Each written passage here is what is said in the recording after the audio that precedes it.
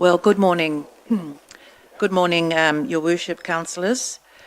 Good morning and welcome to the Strategy, Policy and Finance Committee meeting this morning, where we will be hearing the 2017-2018 annual plan submissions. So welcome to you, welcome to members of the public, and of course our hard-working staff as well. We are being streamed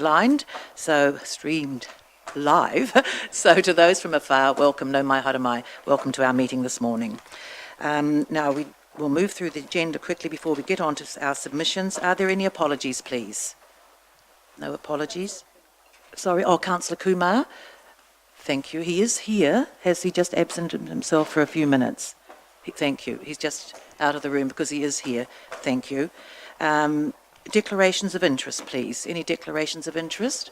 Yes, Ms. Morrison. Thank you, Madam Chair. As you will see, councillors, in your pack, there is a submission from the Te Tātou o Te Aroa, and as we're all aware, the partnership is a unique and innovative approach that Te Aroa and the council are working through together, and as such there's no statutory framework for it. And our involvement to date has been on committees and in hearing processes like this. So in this instance, we've made a conscious decision to be a submitter, and on that basis I feel, and the board feels, it's most appropriate that Te Tātou, so myself, remove ourselves from the table and sit in the public gallery, just to, for the benefit of the integrity of the process, and so everyone is clear on where our position is. Thank you very much. Thank you for that, and I respect that. So thank you, Ms. Morrison.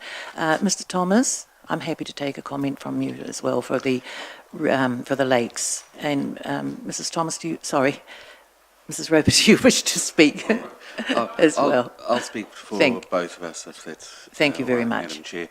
Look, similarly to Te Tātou's decision over this, the community boards have a new role with Council this year, and we appreciate the engagement that Council is offering us.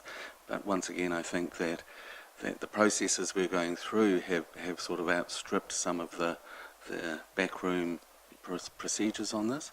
So once again, as submitters in this occasion, we also feel that we will step away from the table for the annual plan process. Thank you very much, Mr. Thomas. Mrs. Roper, is that your view as well? Mrs. Trumper. A Trumper. Where did I get Mrs. Roper from? Sorry, I beg your pardon. Getting tongue-tied this morning. I was going to say, I haven't got a George at home. But sorry, I endorse both Te Aroa and the Lakes Community Board. This has been with deep discussion, and our role as advocates for our community is one of the principles of a community board is to be able to submit, and to maintain the integrity, we need to be able to step back. Thank you very much. I do appreciate that, and I respect the fact that you've brought it up right now, but you're certainly most welcome to sit and listen. So thank you very much for that. And because it is a new process, a new working relationship that we've got, so we just want to make sure that that everything is transparent and above board. Thank you very much. A few other speakers, I see. Yes, Councillor Kent. Thank you, Madam Chair. I wish to raise a point of order and seek the Chief Executive clarification, if I may.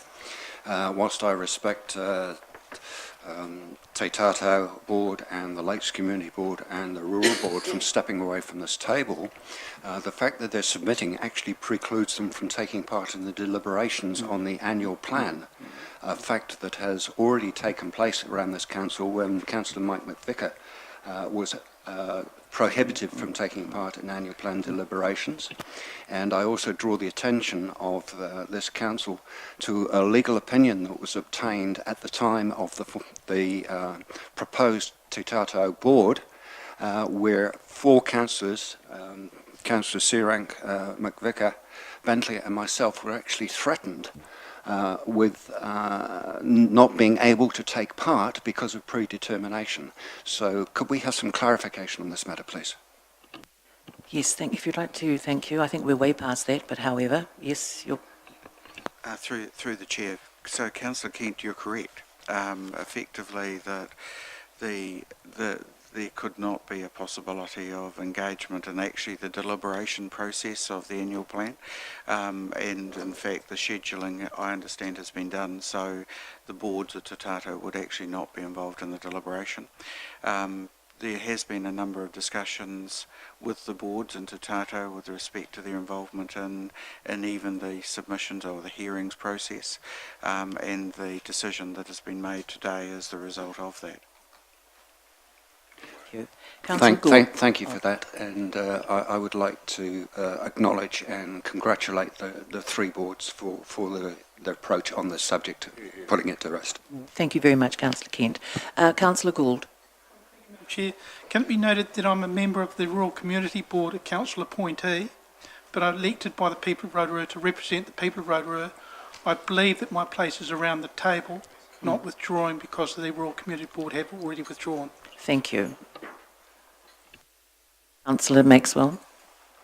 Yeah, thank you, Madam Chair, and I too respect the what has been said by our people who have withdrawn from the table.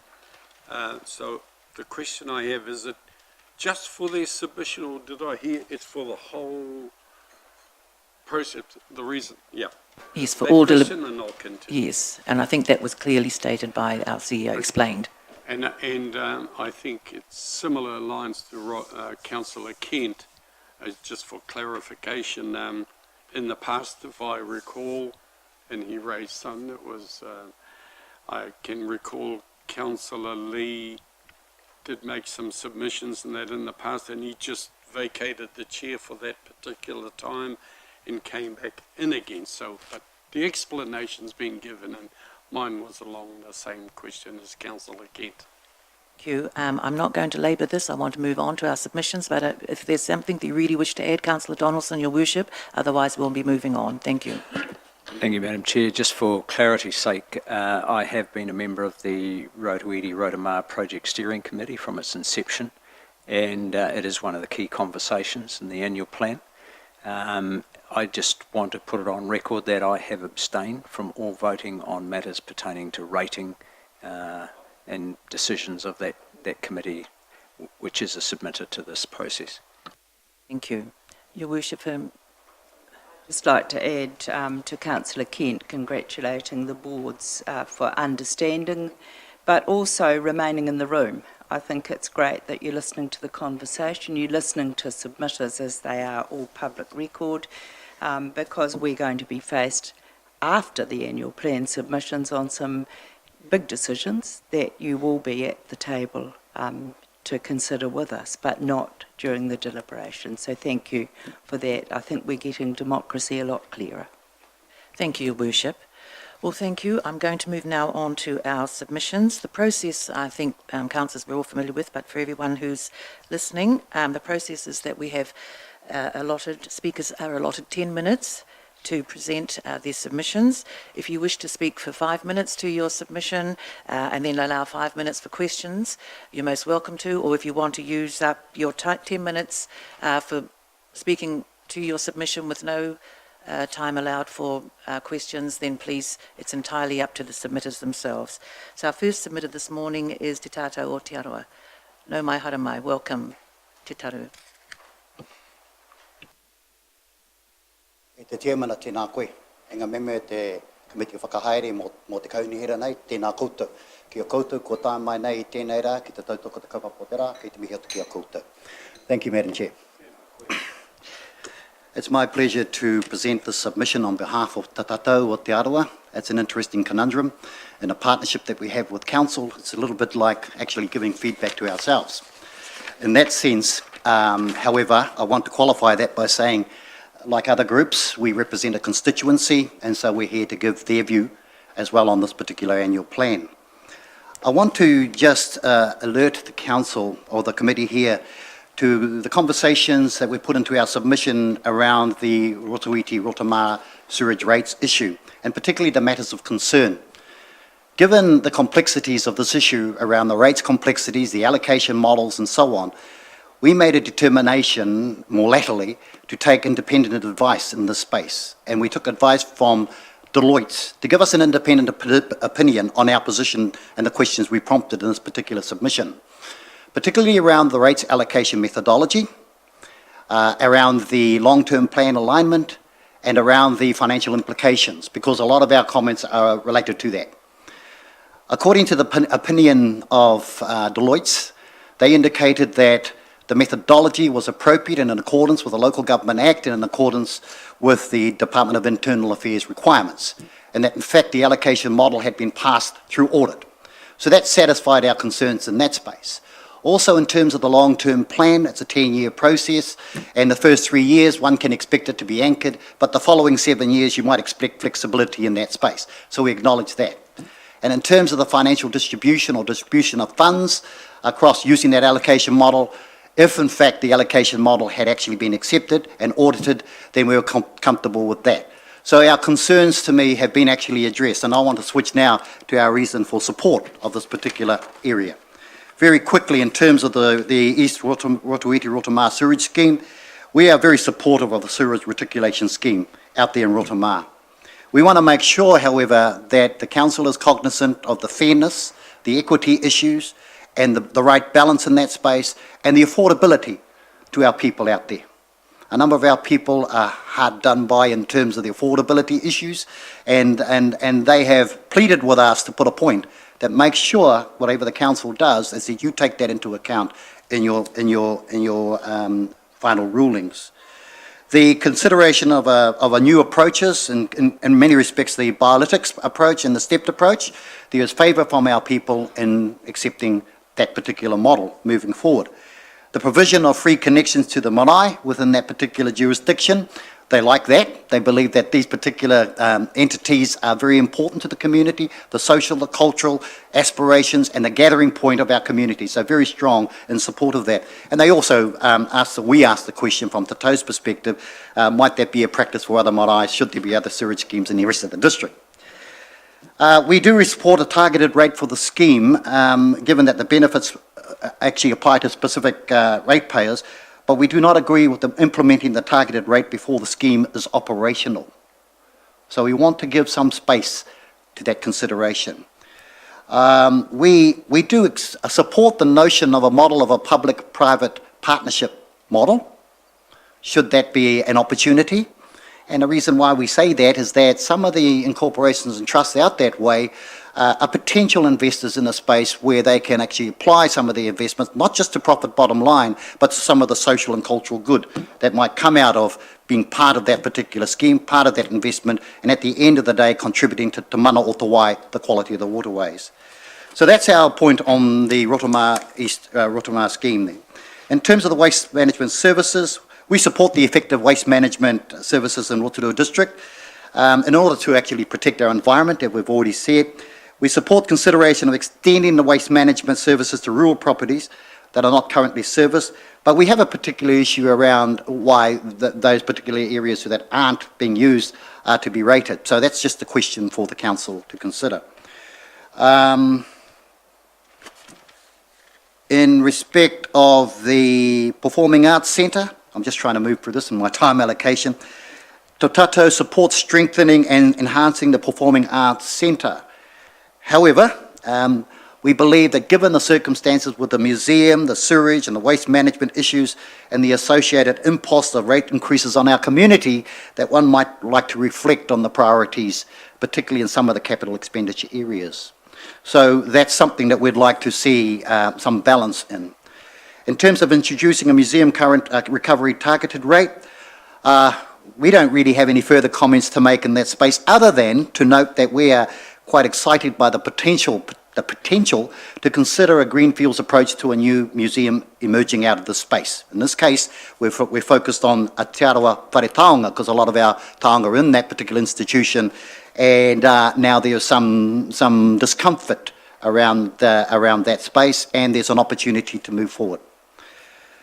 In terms of removal of community board targeted rates, we support the removal of the targeted rate for the community board. And analysis of the special character of the Rotorua district will help inform this particular part of the debate. In terms of our rates, there's an interesting comment in here that we make about the fourth highest rate in the country. Part of the independent advice that we got from Deloitte suggested that's not correct. In fact, it could be somewhere up around the mid-range, you know, in comparison to others. So we certainly would retract from that particular comment. In terms of the rating differentials, again, in our view, I'll just simply say fairness and equity and balance with the rural and urban areas must be to the fore in that space. In terms of devolved funding, we support the devolved funding in the context of to our community boards. They're on the coalface. I think it's appropriate that they should be supported in that way. Likewise, we make the comment around Te Tātou and our ability to help in the front line with council in the partnership space as well. So we would put a proposition that is appropriate in that space as well. And there's a number of major projects we can support and help with. Just leaping now to the second to last page of our submission in terms of environmental sustainability, absolutely support all of that. I'll go down to the bilingual district issue and the reality and the opportunity in that space. Tātou believes, you know, we are seen by some as the Māori cultural centre of this country.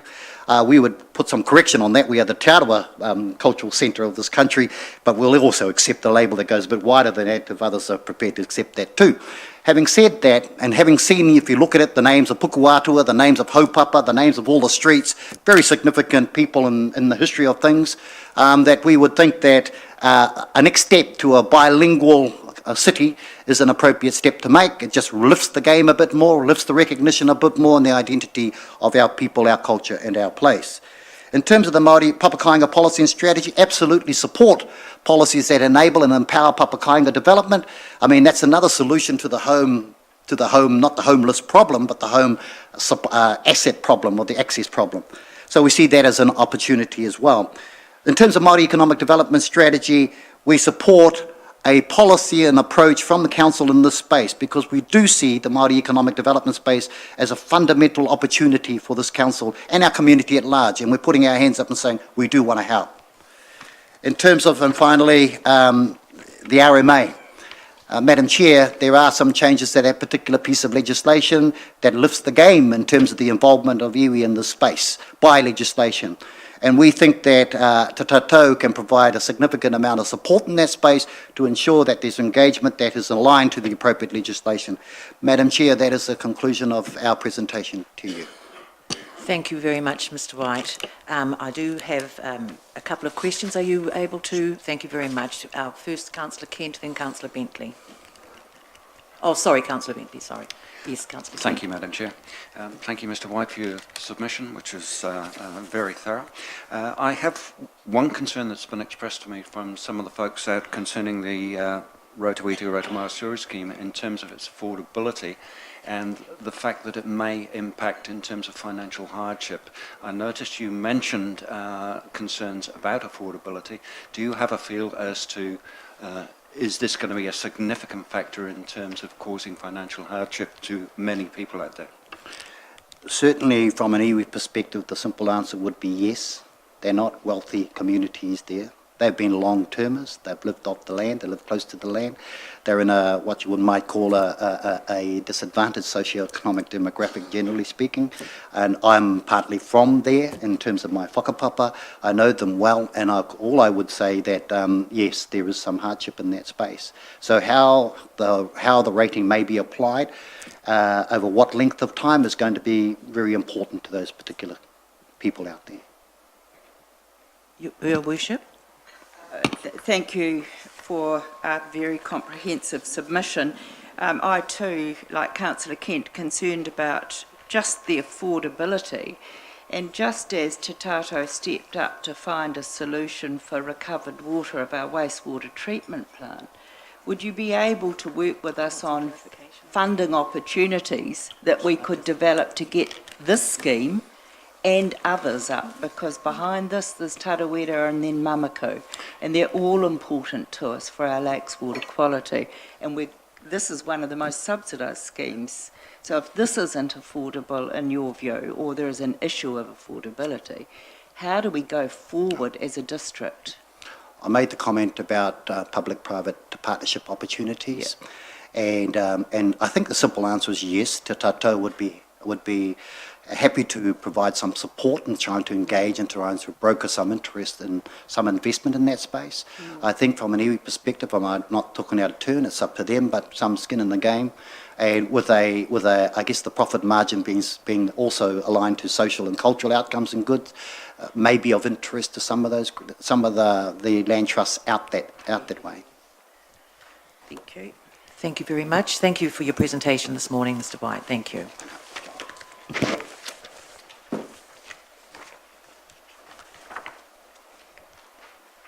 Our next submitter is the Lake Rotorua Community Association.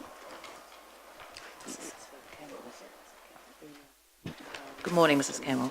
Good morning, sir. Good morning. Welcome.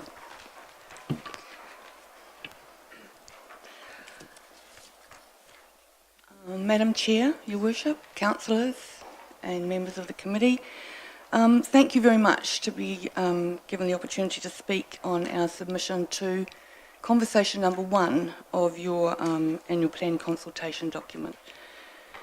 As the scheme is described in the resource consent application, is already included in Council's long-term plan.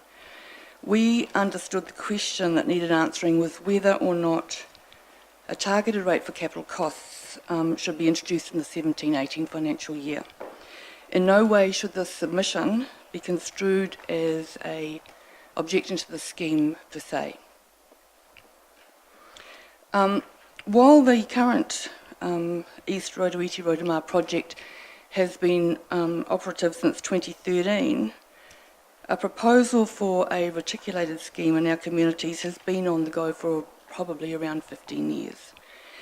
Over that time, residents have seen the costs escalate from around $3,000 to now over 14. And even though the scheme is heavily subsidised, it's fast becoming unaffordable for many of our residents. The Community Association has been and remains supportive of improvements to the disposal of effluent from residential properties. And while technological advances continue to provide smarter solutions in all areas, we still see that a reticulated system is the optimal solution. In the interests of satisfying the cultural concerns of objectors to the resource consent, Association members supported the move from grinder pumps to the step system, which we believe is a variation to the application for the consent. And additionally, many see that the step system is a positive factor in mitigating the risk of excessive pollution in times of natural disasters.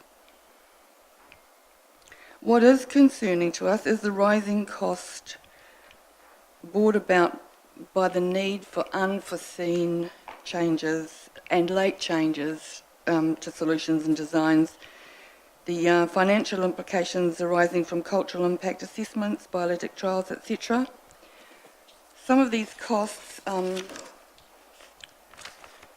appear to be ameliorated in public forums, such as the annual plan consultation booklet, and this is done by massaging some of the elements affecting costs, such as increasing the number of properties that may be liable for cost recovery and underplaying the additional costs.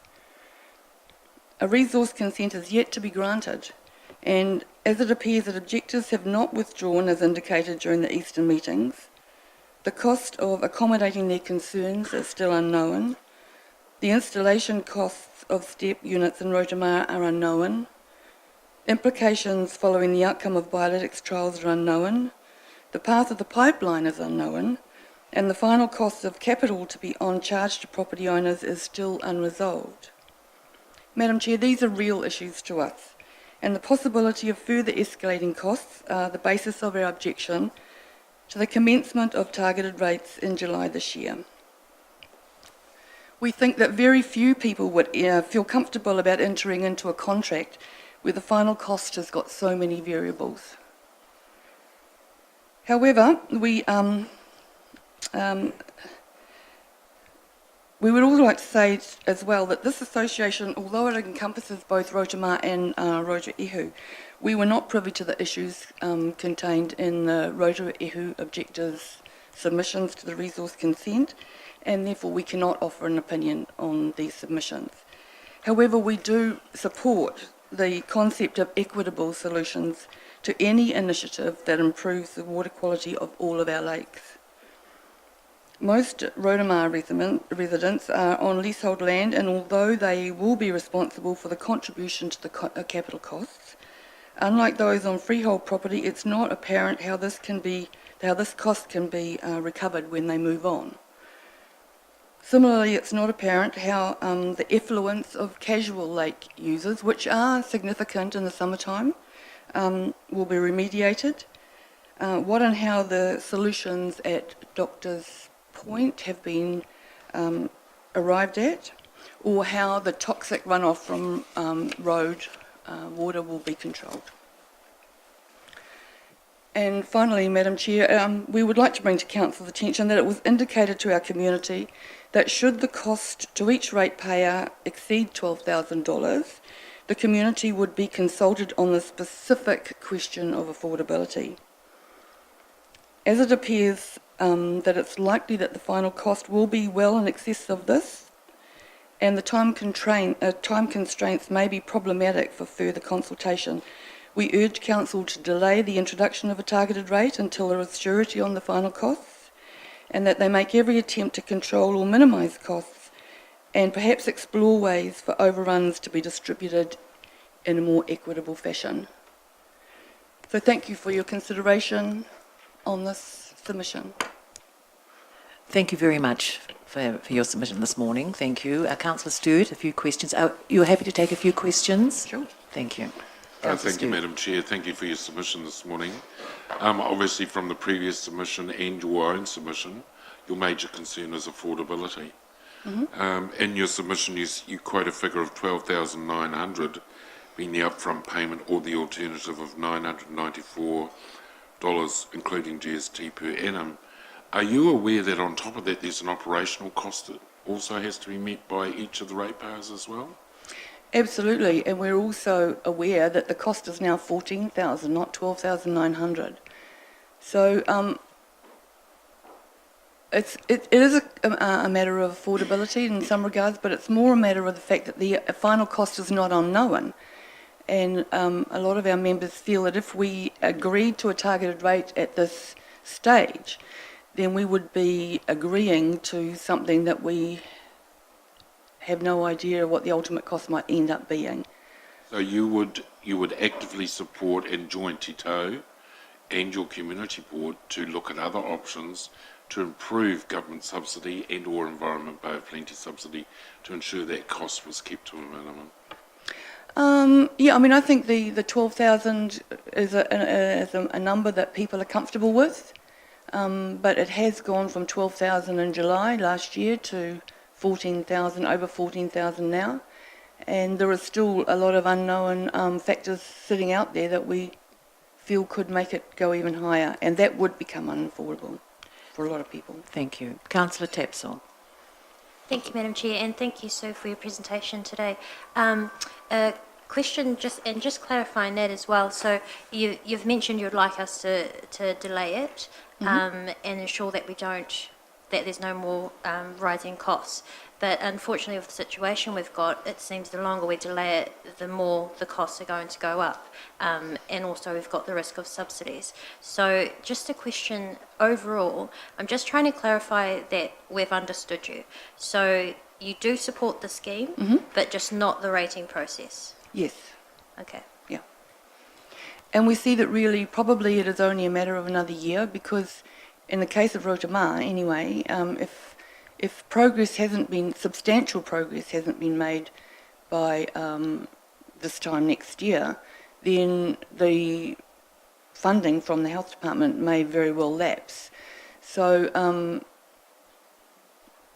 if it's at a stage now where we're almost at completion, well then we don't see a problem with starting it in the next financial year, but not when we still don't have a resource consent.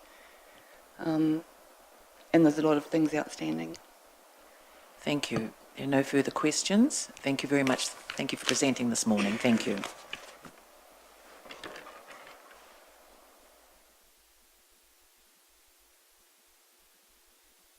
Thank you. Our next submitter, Gayleen Bruff from the Lake Rerufakaitu Residents and Ratepayers Association. Is she here? Oh, thank you. There she is.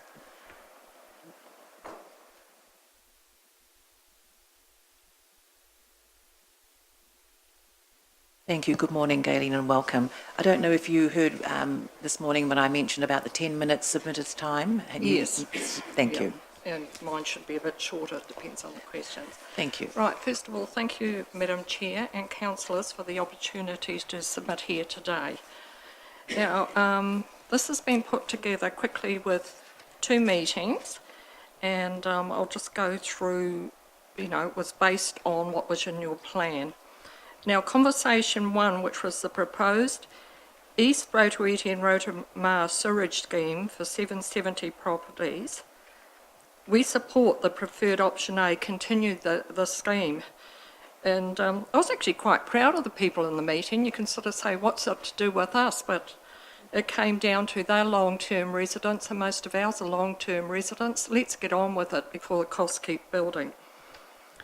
Now, conversation 2, that's a bit closer to home. 3 changes proposed for waste services. We support the 100% targeted uniform rate for refuge collection.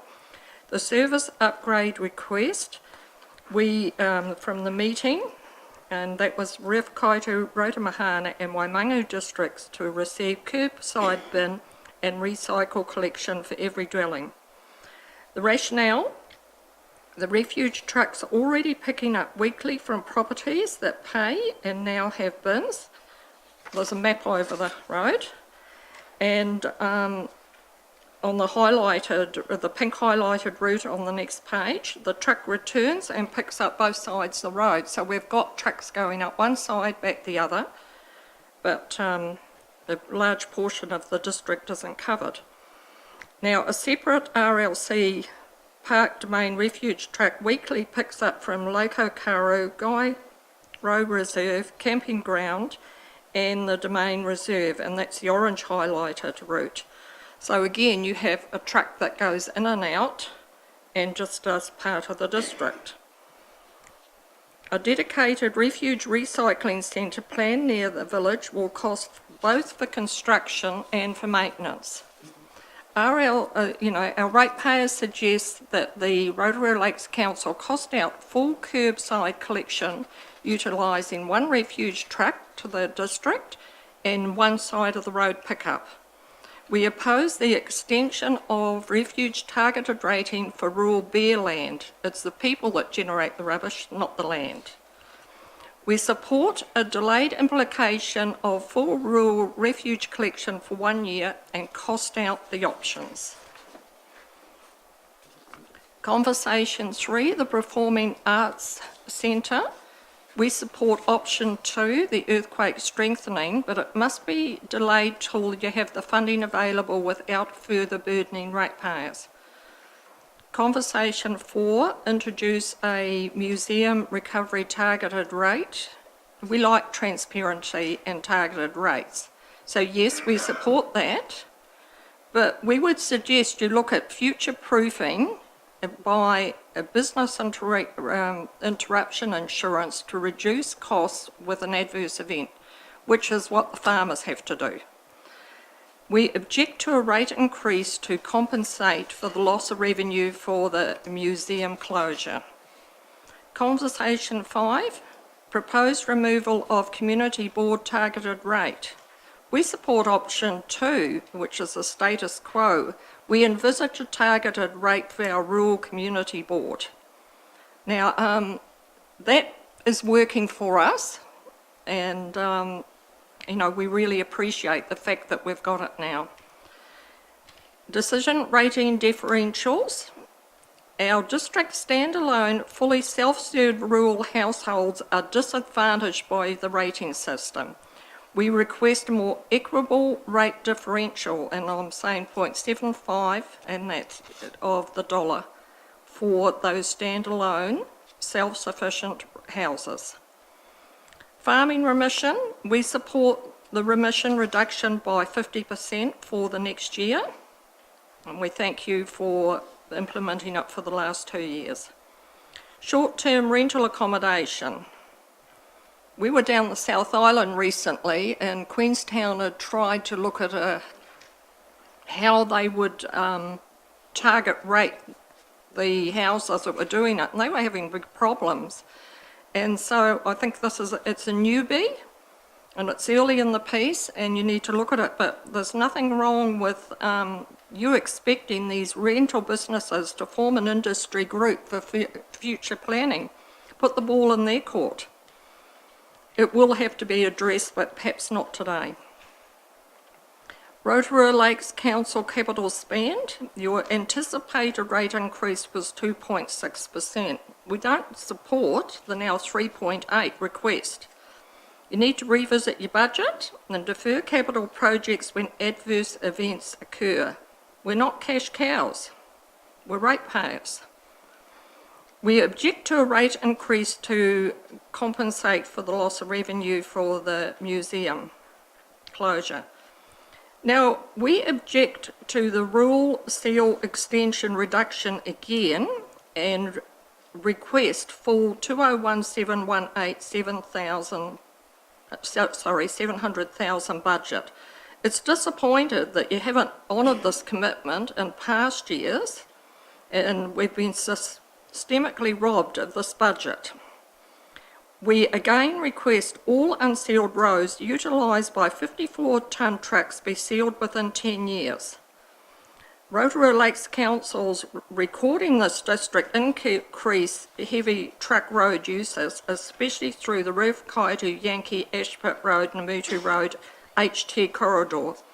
Yes, we have a dedicated corridor, and as residents it can be quite terrifying at times. We support prioritisation of core infrastructure such as sewerage, water and stormwater projects. Now, this is something that wasn't in your annual plan, but we feel we should mention it. We're disadvantaged by unsatisfactory internet and cell phone coverage. Actually, Dave Donaldson years ago had a little survey that I advertised, and so many irate mothers rang me up. I wondered why I got involved with it. This disadvantages our school children for their homework, businesses, and is a health and safety concern. You know, our farm, most of it has not got cell phone coverage. Thank you. Thank you very much, Gayleen. I know that a couple of councillors have some questions. Are you happy to take questions? Thank you very much. Councillor Donaldson. Thank you, Madam Chair. Morning, Gayleen. Thank you. I just wanted clarification around the Performing Arts Centre, your comments there. So you're supportive of the earthquake strengthening? You've got to do it, don't you? Yeah. But it's sort of... But the enhancement aspect of it, you would only support that if it was externally funded? Is that what you're saying? If I'm saying don't keep hitting the ratepayers, you know, and that with it. If so you looked at another option, it can be looked at again. Okay. Yes. Thank you. Thank you. Councillor Stewart. Further to that, so you're saying we should only progress the enhancement of the Performing Arts Centre if we can get external funding. There should be no extra burden on the ratepayer. Well, you know, it's not that long ago you beautified or revamped that building. And so, you know, look at it thoroughly before you do it again. And just one other question, thank you for your submission, Gayleen. In terms of the rating differentials, you said the 0.75, is that for rural residential properties? Yeah, rural standalone residential properties, and a lot of ours, you know, when farms amalgamated, there was a house sold off. Yeah. And so, and actually even Rewhakaitu, Waimangu and that, half of our houses are now lifestyle. But, you know, you don't have street lighting, you don't have footpaths, you water, everything. There is, yes, you can come and use the public library, but as far as your property is concerned, you have to supply all your own self-sufficient needs. Thank you for that. Councillor Kent. Thank you, Madam Chair. Thank you for your submission, Gayleen. You seem to be referring to a map or a photograph. Yes. Was that part of your submission? I actually sent more through. I can give that to you here. Perhaps we could have that circularised to councillors afterwards. Thank you. Thank you. Yeah, I was told that you would have it. Thank you. Two more questions only. Your Worship, and then Councillor Bentley. Thank you, Galen, for a comprehensive response. And just thoughts about the rural seal extension. Is this something that you'd work with the rural board about finding a better model? It seems a bit daft to do so many dollars worth. Yes, you know, oh, no, you can, yeah. We're very happy to work with the rural community board. In fact, it makes sense. But, you know, but then I come to Ruakaitu and we have that corridor through now, which is dedicated for the heavy trucks. And they can be heavier, permitted and heavier. But also, you know, you've got little narrow roads that aren't sealed that, you know, our road at Christmas was targeted, you know, Republican and Northern Boundary Road had a lot of logging trucks on. And I know that there's a change later this year. Well, they all moved their product out in the middle of the night, which was in ways better for us. We don't live on the road front. But, you know, it was better for our road users. But I think that they basically did that because they knew damn well they shouldn't have been on that road at this stage. You know, that all needs to be sorted. They need to move their product out. But the roads are not suitable for what is being expected of them. And the final question, Councillor Bentley. Thank you, Madam Chair. Thanks, Galen, for your very well-researched submission. Just, are you aware that as recently as 5 years ago, we actually had a distance figure on our seal extensions, which was 7 kilometres per annum, which in today's language would mean in excess of $2 million worth of cost? Yes, and that's why I just referred to this year. I know that it's been robbed, and I know there's 700,000 that hasn't happened every year in the last 5 years, and I'm disappointed with that.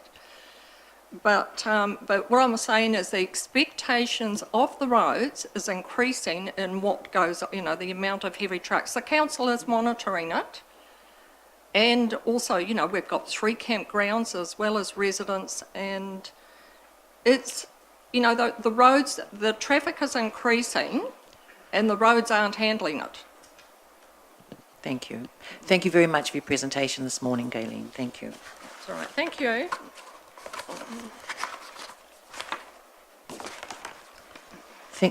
Our next submitter, excuse me, the Rotorua District Council, the Rotorua District Residents and Ratepayers. Thank you.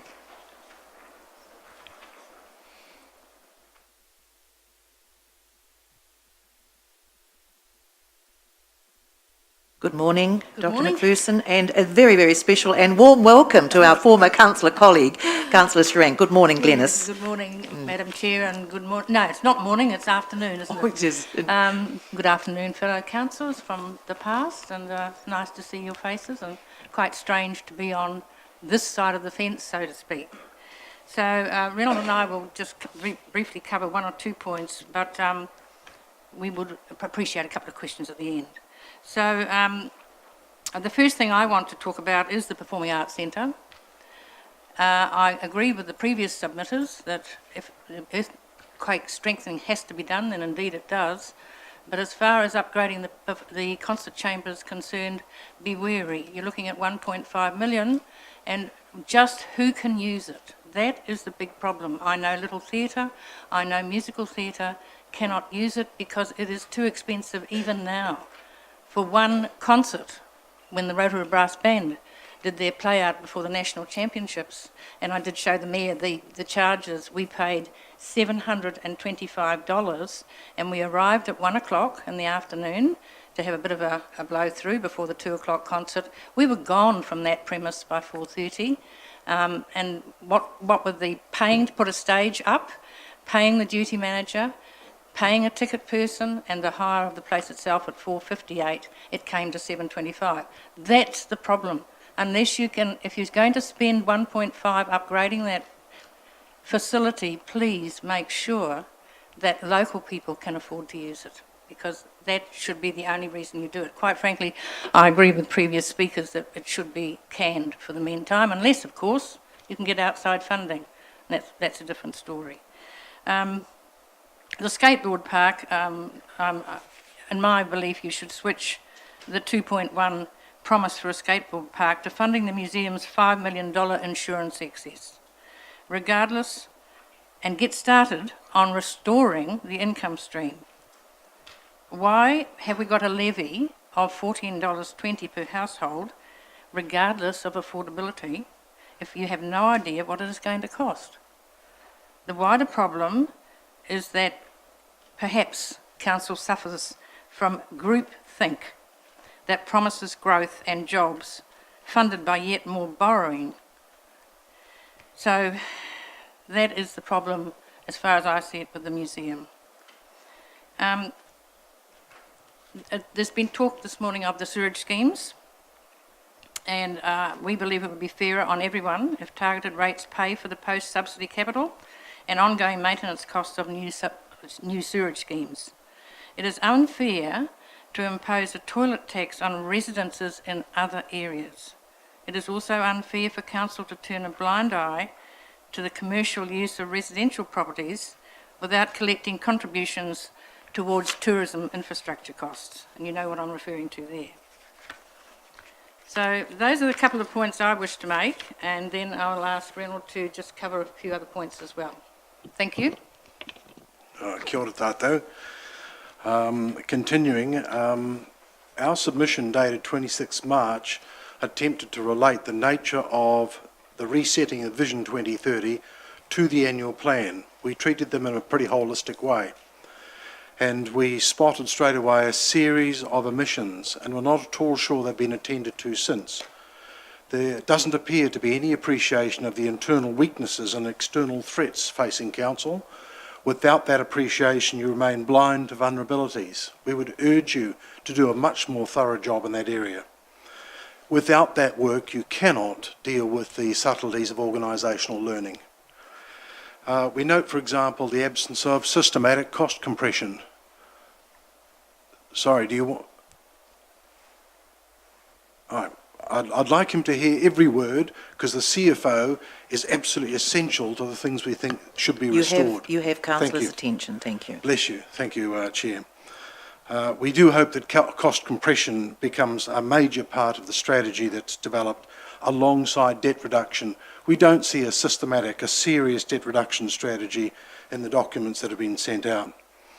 We also notice a propensity to cherry-pick demographic research to justify an assumption about growth and progress. We don't think that's actually warranted. There's been enough warnings from enough researchers now to say that it could lead to overinvestment in infrastructure. Another oversight, which we do hope can be attended to, is the absence of a systematic village development strategy. The different villages around the Rohi are very keen on managing their own development to a considerable extent. A lead example would be Nongataha. We would like to see also a containment of core services, a commitment to contain a lot of services and increasingly move back to core services, setting aside vanity and legacy and portfolio projects. We suggest there's been unnecessary runaway of expenditure, and we also would like to see a much more strategic appreciation of the use of subsidies, particularly in the tourist industry. The wastewater distribution strategy has not been fully developed yet, agreed, and it certainly hasn't been costed, and it should be part of next year's costs. We're very interested in investment and productivity gains in the council, not just in terms of consumption. We're very worried about the inner city revitalisation portfolio being given the licence to develop the whole of the district on the same lines. There is deep hostility to that project, particularly its wastefulness and the destruction of a cultural icon. The rates rise in excess of inflation. This is something that disturbs all of our members. If you have rates rise in excess of inflation, it adds to inflation and progressively impoverishes inflation-indexed people on inflation-indexed incomes. The promises of well-being and prosperity based on rates increases and borrowing are simply not deliverable. Finally, all projects mounted by council, we argue, must have a project plan. That project plan should have precise purposes, measurable deliverables, phases, and a project budget that's put in the public domain. We'd also want to see systematic evaluation and reporting plans for each project. This is standard classic project management from the private sector. Please consider adopting it. It's essential for, we believe, the effective financial management of the city. We'd be happy to answer any questions. There will be a follow-up to our submission, by the way, with regard to the spatial plan. We'll develop some of these arguments in greater detail. Kia ora tātou. Thank you very much. A few questions perhaps, Councillor Gould? Chair, thank you for your report this afternoon. I'm quoting page 9 of your report. A comprehensive overhaul of the district plan is required, urgently required.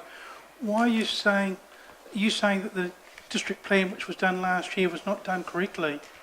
Are we talking about the comprehensive arterial road strategy on page 9? Because the statement is it's an arterial road strategy with the withdrawal of the council's request to have the designation of arterial roads refurbished or revitalised. We're now left without a plan B. Please start working on a plan B. We're referring mainly, of course, Councillor Gould, to the Eastern Arterial. Thank you. And Tenai Road. Councillor Tapsell. Thank you, Madam Chair, and thank you to you both, and it is wonderful to see you again, Glenys. Just a quick question. I'm just wanting to clarify, because you seem to be asking for two things that contradict themselves with your, what do you call it, systematic cost compression, but you also want us to invest. Now, if you could please just elaborate on how you would wish us to save money by just focusing on the core services, the cost compression, but then somehow have money to invest as well. It's kind of either or, not the same thing. If you could please elaborate on that, thank you.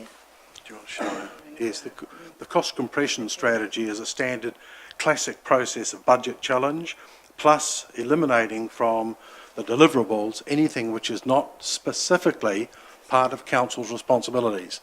And they're defined in the Local Government Act 2002. This council spends well outside that limited set of objectives for councils.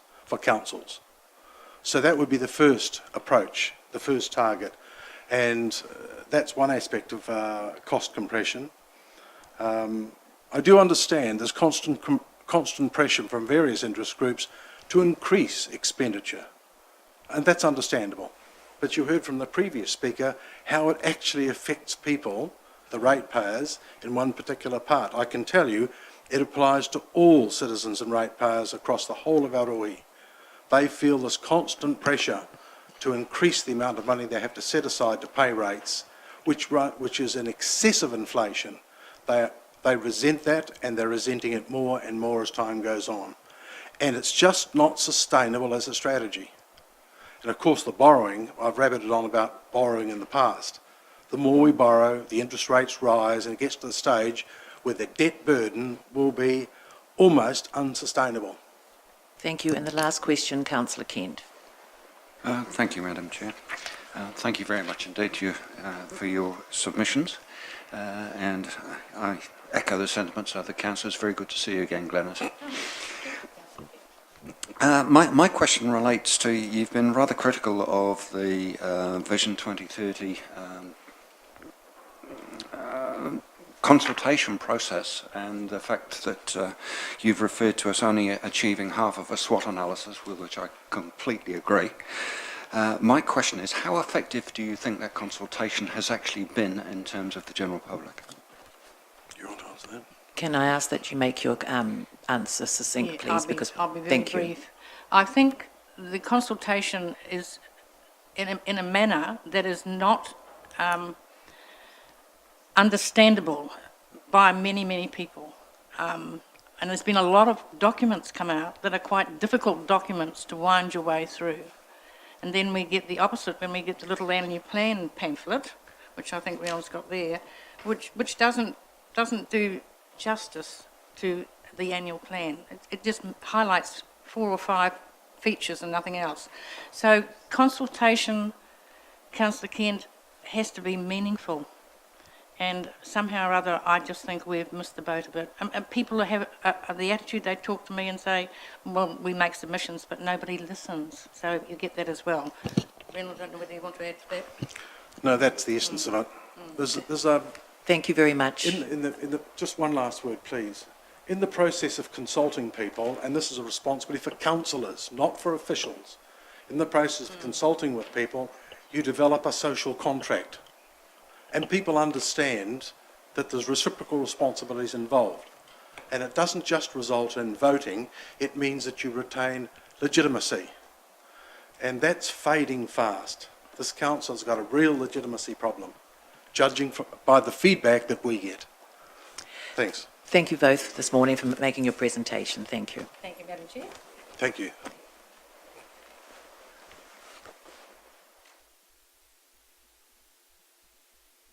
Our final submitter before we have a lunch break, Mr. Ryan Gray. Good morning, Mr. Gray, and welcome. You have 10 minutes, and if you'd like to use that to go over your entire presentation, or if you would like to leave a little time at the end for questions, it's entirely up to you, but there's 10 minutes available. Good morning. Good morning. Hey, kia ora everyone. For those that don't know, I'm Ryan Gray. I call Hamarana home. Today I'm going to be speaking around the submission that I made around the Sir Howard Morrison Performing Arts Centre, the museum recovery rate, short-term rentals, and although I understand it's not going to be considered as part of this annual plan, the proposed skate park upgrades. My line of thinking is that Rotorua, we've gone through a period of probably underinvestment in our community, and it's great to see the work that the current council is doing to make up for that. I think the quote, "Society grows great when people plant trees whose shade they know they shall never sit in," kind of sums up my line of thinking and where I think the council should be heading. Brings me on to conversation number 3, which was part of the annual plan around the Performing Arts Centre. So my submission said that yes, we should definitely get on and do the earthquake strengthening work. We need to keep the building intact. It's been there for a long time, and it will be such a shame for us to lose it. As far as the upgrades go, I don't really see a strong business case to complete the upgrade work as it is. If the council could look at maybe naming rights for stages or different rooms in the Performing Arts Centre, that could be a great way, just an alternative funding, and that would definitely reduce the burden on ratepayers, but while still getting to enjoy maybe more shows that an upgraded venue would attract. Conversation number 4, this was around the museum targeted rate.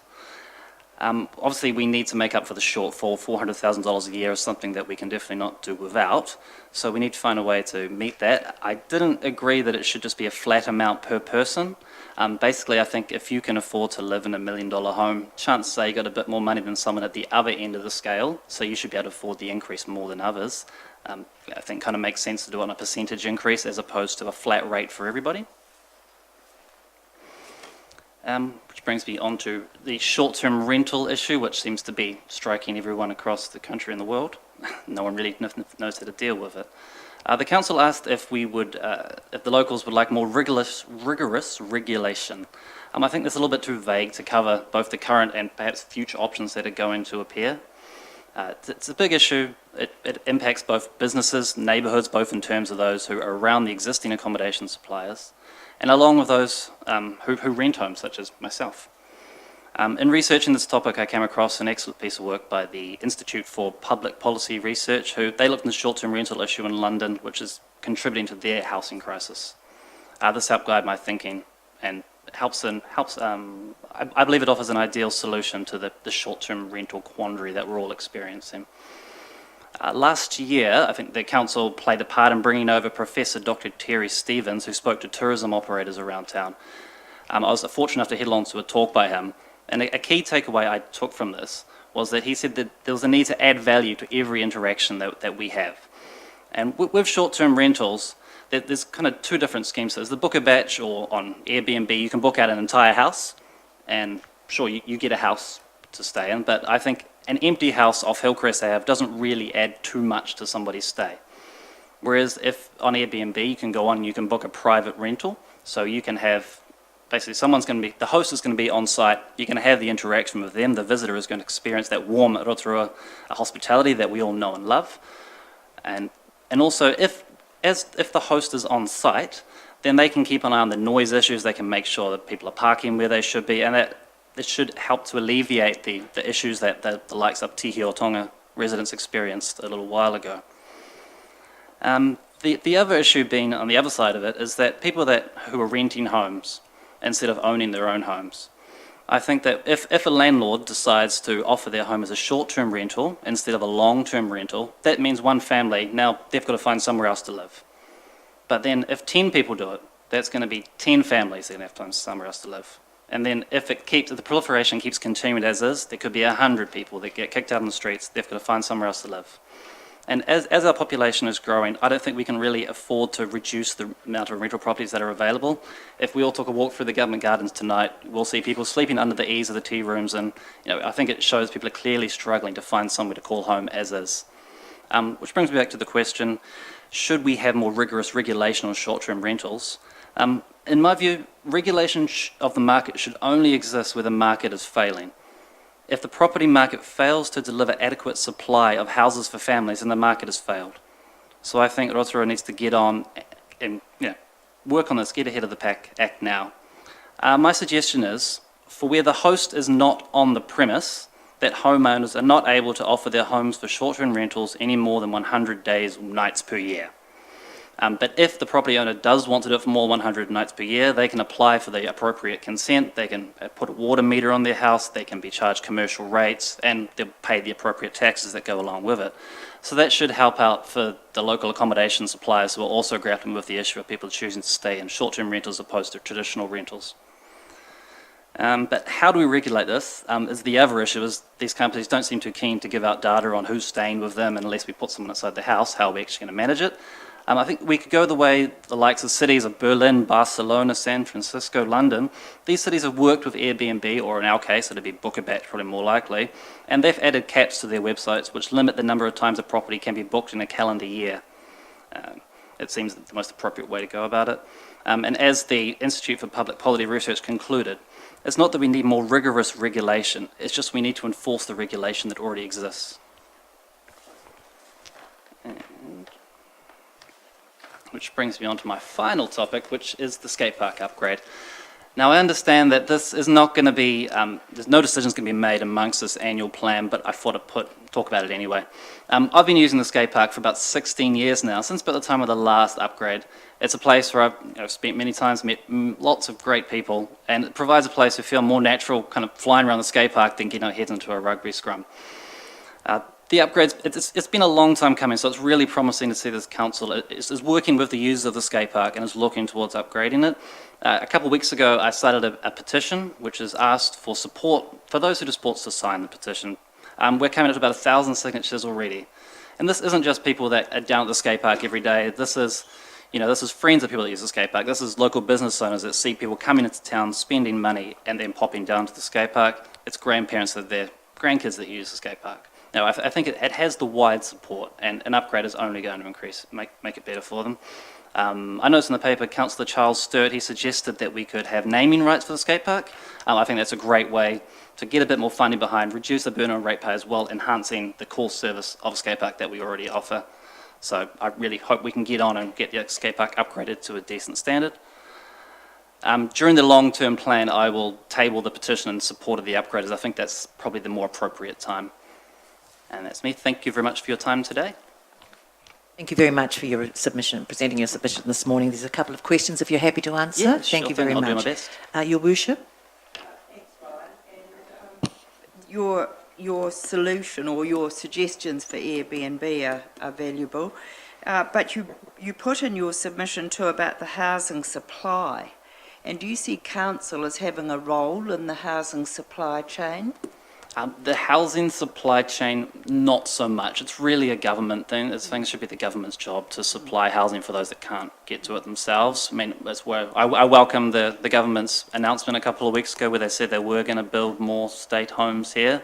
I don't really see where they're going, and I haven't seen a solid plan around it. But the fact that they're thinking about it after 9 years of neglect in this particular area is promising. Thank you. Councillor Gould? Thank you very much, Madam Chair. Thank you very much for your submission, Ryan. I'm looking at question 15 you put regarding rubbish for 100 rural properties, you put as long as the community wants the service. Now, are you talking about the immediate community? Yeah, when you talk about the rural communities encompass all around Rotorua, where some parts of it don't want it. Do you mean, when you said as long as the community wants it, do you mean just a small section which you're talking about, like Hamarana? For that particular issue, I'd more put the thought that there's no point in sending a rubbish truck 20 k's out of town to pick up two rubbish bins and bring it all the way back. That's bound to be not making any money. Whereas if an entire community actually wants it, then it's going to make sense to do it. That was the way I thought of it. Does that help? Thank you. Immediate community. Thank sure. you. And the two final questions, Councillor Kumar and then Councillor Stewart.